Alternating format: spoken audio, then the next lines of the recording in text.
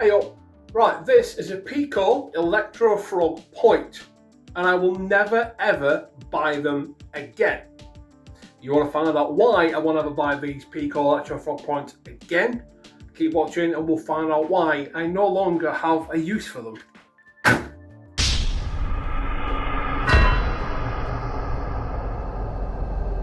So this is a Peco Streamline ELECTROFROG point, code 75 for the aficionados out there, and it is arguably one of the most common types of point work or turnout that you will see on a British model railway or layout. Arguably the more common of the one would be the same sort of point, but in the insulfrog variation, which has got the plastic horribleness around the frog, and it's, well, I'm not going to pull punches. It's designed for novices and train set users because you can just take them out of the packet, plug them in, and your loop of track will work with the train set, and you can automatically isolate the sidings and everything else, and it works great for DC modelers who are just sort of getting into the hobby. And that's where its place should, in my opinion, stay. Yes, I know they're cheap, but they're cheap for a reason. So the mainstay for the quote-unquote proper modeler would be ELECTROFROG, because as you can see, the whole point is made of metal. The railwork is all metal, the frogs are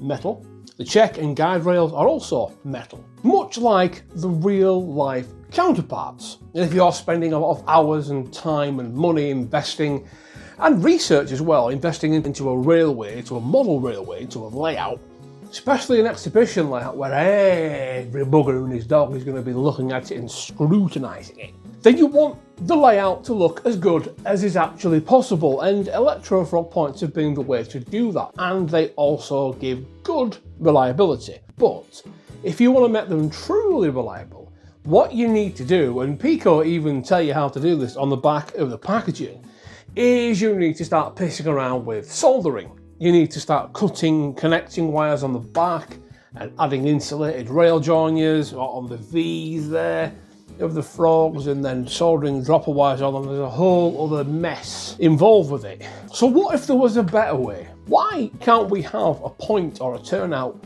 which looks like the real thing, but takes all the headache of having to solder and having to cut things out and having to mess around and Well, they actually do make one. And I'm probably a little bit late to this particular party, so you'll have to forgive me on that, but my reasoning and rationale behind this video is, if I am late to the party with this subject, that means other people will be as well. So if you are one of these people, then this is aimed at you.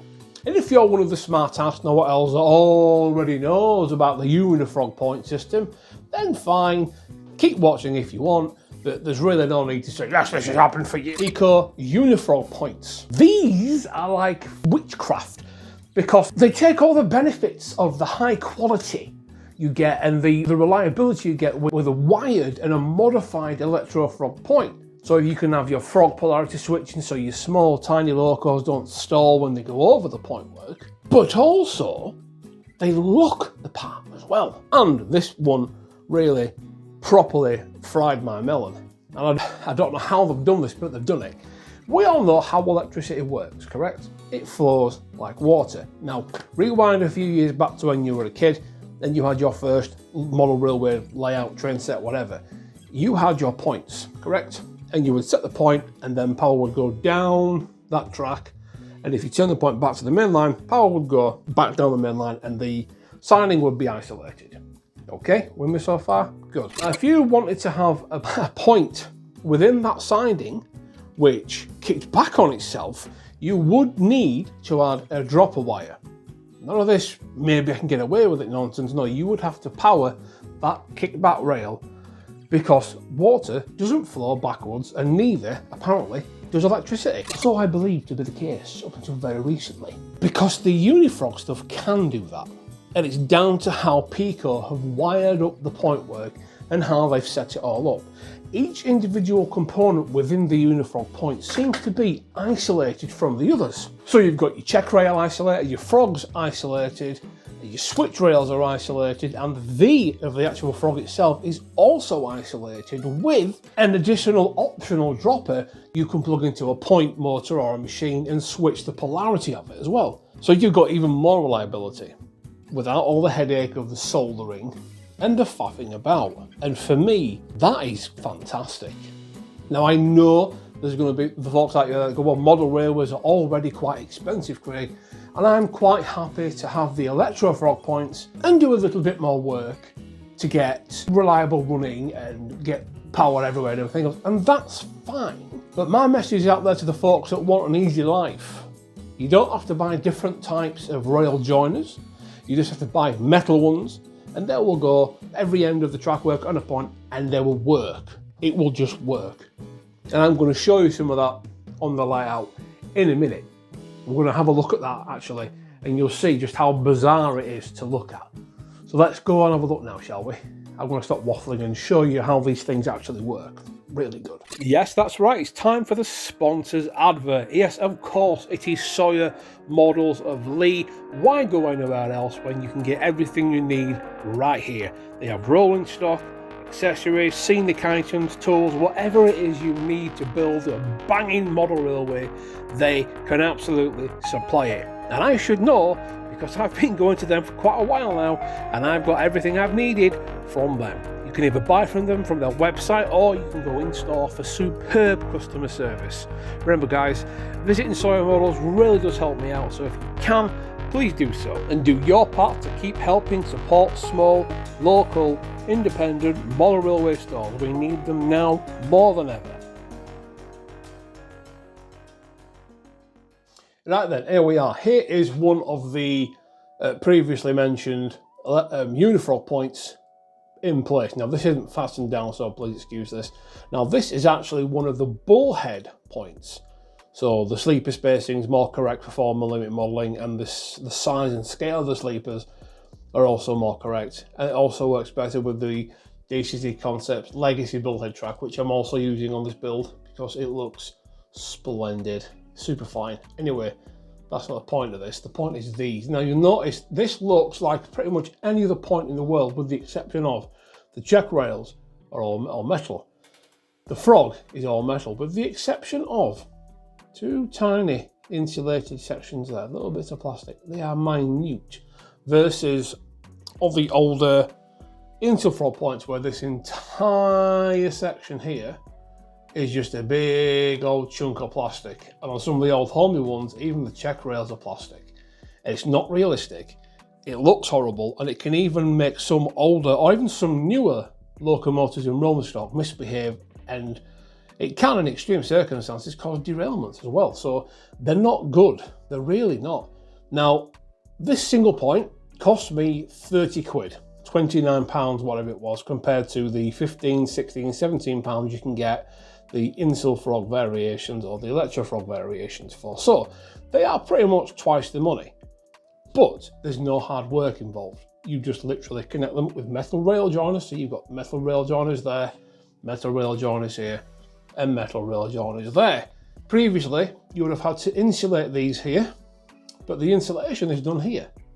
So you can see how there's this little tiny bit of insulation here, but power has also been jumped across on the back underside of this. So this part of the frog always gets right track, this part always gets left track power. It never ever goes wrong, and the frog itself remains out of the box dead. That's where this little polarity switch comes in. You would hook that up to a point motor, so for example an IP digital point motor, put that into the frog control, and then that would then make the frog the correct polarity depending which way the point is set. Obviously if you do this and you get a short circuit, it means you just need to swap your black and red wire around, and that will take care of any short circuits you get. So I'm going to just show you how well these things behave. And you see this point is not laid down flat whatsoever. They are not laid down flat whatsoever. They're just in place to show you in a minute. So I'm going to get one of my worst running models out, which doesn't have a stay alive on it, and we're going to crawl it across here, and you'll see just how slow you can actually make them go with no soldering, no messing about, no additional steps, just putting it down, connecting it up, and off you go. Let's have a look. Okay, so during this test run we have the little Hornby Peco, little Cornelia,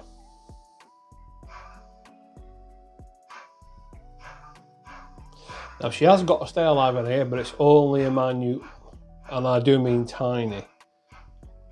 And it's sound fitted, so really the stay alive will only last maybe a second, 2 seconds at most. And we're going to really slow this down now, right when she gets to the frog.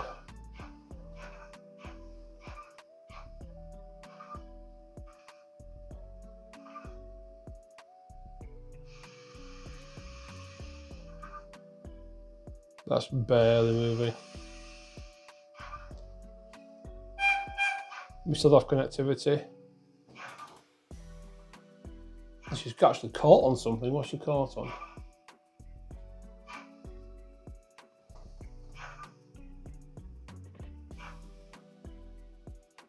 But even when it got caught, it still didn't stall. I think this is because the points are not, you know, flattened down or anything, but look at that. That's like barely moving at all.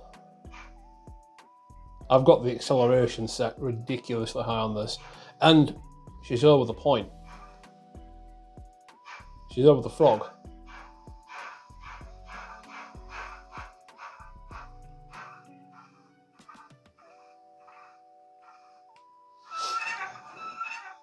And of course, these points will work with motors or by hand, as you've just seen there. There's no limitations with them. It's all positive. Yes, they're a little bit more money than what you'd normally find on a train set pit point work, but the reliability and the look speaks for themselves, especially the bullhead variations. Code 75 track, so it's not going to work with your older models. You're going to get chair rumble as the wheels go over the chairs on the track, but it will look a lot better. I am firmly sold on it, spot on. Well done, little Cornelia. But wait, what about the wiring thing? Now, as I'm sure you're all aware, if you look at this layout, how it's designed, if this was a traditional DC layout or even a traditional DCC layout, you would need to have separate dropper feeds going in up there, correct? Because the power's coming in from here, and that would power down here, and that's all fine, and that would be absolutely good. But the second you try to get your locomotive into here, here, or here, maybe even up there, it would stall out because there's no power going down there. So what we're going to do, we've got power cab here. We're going to get Cornelia to reverse our ass up here. We're not going to have sound on because, you know, it's a little bit much. But Cornelia's going to reverse her little bum all the way across. Points are set the correct way. There we are. There she's coming. Okay. And I'll stop her there. Now then, so we will now switch the polarity. Well, no, we won't switch polarity. We'll just switch the point across, and we'll set her going forward again. So that is now forward. Okay, speed step, and she's going to do her thing. She'll go up there. Let's get some sound on. Do the job. Going up there. Nice and reliable.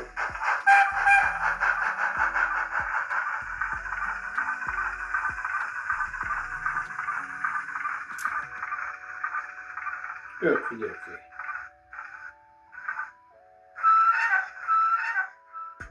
Spot on. Change the point across. There we are. Power, power, power. Reverse her.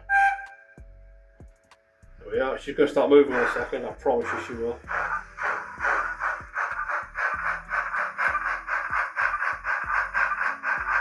Into the siding, which has no separate power feed, by the way. Oh my god, what's happened here? Cornelia, you've derailed. Why have you derailed, darling? There we are. But there, look, see? She's now in that second, that siding. And it's working.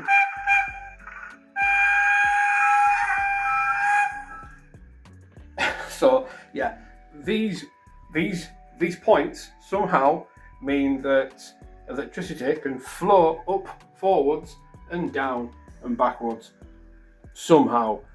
I don't know how they've done it, but that is fucking clever. So yeah, I'm a well big fan of these. They're a great bit of kit, and it saved a lot of time because normally you'd have to isolate that and put the right rail joiners on it and piss about and everything else. And not having to do that saves so much hassle and so much time. It really does. And it's good because we can have our locos going up the track now, doing their little thing, and I know I'm good to go. Now, would you want to add joiners over there for the sake of like reliability and everything else? Possibly, yes, you may want to do that. That's something to keep in mind for the future, but I don't think you really need to. It all depends on what it is you want from your railway. So for a little layout like this, it just means that I don't need to add droppers everywhere. And if at one point in the future, many years from now or whatever, look at this, look, see, there's something wrong with Cornelia. She keeps catching, and these aren't fastened down. They should be fastened down. But at one point in the future, you might want to think, well, there's no power going to that rail, or the rail joiners might fail. I don't think so, to be honest with you. They're really high quality rail joiners for the bullhead ones. They're the legacy ones, by the way, from DCC Concepts, so they connect really well, and that track's on there properly, so they're not going to fail. I'd be surprised if they do, put it that way. So, well done Cornelia, well done Peco. Let's get back on with the rest of the video. There, look, that's why Cornelia was behaving. That pickup spring there, you can see how it's the wrong way around. That was literally flopping around, so that needs some attention. Naughty little Hornby. So I mean, really, boys and girls, what's not to like? It looks the part and it even performs the part as well. Very close to zero involvement from you in terms of making it work. Out the packet, connect up the rail joiners, and away you go. You're going to get that reliability, and most importantly, it's going to look right. And you want the best for your models, don't you? Let's be honest. You're not going to go and spend 200-300 quid on a brand new locomotive and run it on the equivalent of a tramway, or what are those toy wooden trains called? It's like running it on one of them. There's nothing wrong with the, what are they called, Bellingo? Becky, little wooden trains, you know the ones I mean. The track is a model. It's not just something for you to run your trains on, boys and girls. It is part of the scene, it is part of the model, and if it doesn't look right, then your model will always look slightly off, and no one will be able to figure out why. Apart from a few people. And you'll probably find the thing letting your model railway down the most isn't the quality of your static grassing, it isn't even your painting, your weathering, or even the models you run on the track. It's the track work itself. Let me know what you think, boys and girls. Do you use the Unifrog stuff? Do you use Bullhead? Do you use Core 75? Or do you use some of the American stuff? Because I know I've got a few friends over the seas there in the good old US of A. I know you guys have like Kato, Unitrack and all the rest of it. Not really a common thing over here in the old U of K, but I know it exists. Ultimately, it's horses for courses, and you shouldn't feel excluded because you choose to use insulfrog points. Like I said at the beginning of this video, they do have their place and their uses. But I would humbly submit, ladies and gentlemen, that if you're going to have a really nice, thought out model railway, just consider briefly what you want it to be eventually. Because it might be worth thinking about putting in the nice points now, rather than digging them out 2 or 3 years later on and causing a lot of problem for yourself. Take care, guys. See you next time.